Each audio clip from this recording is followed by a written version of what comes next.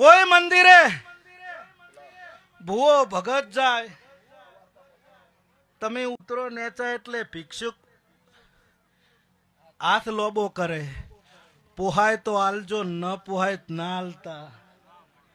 આ દુનિયામાં કોઈ ભિખારી નથી એવું નહીં.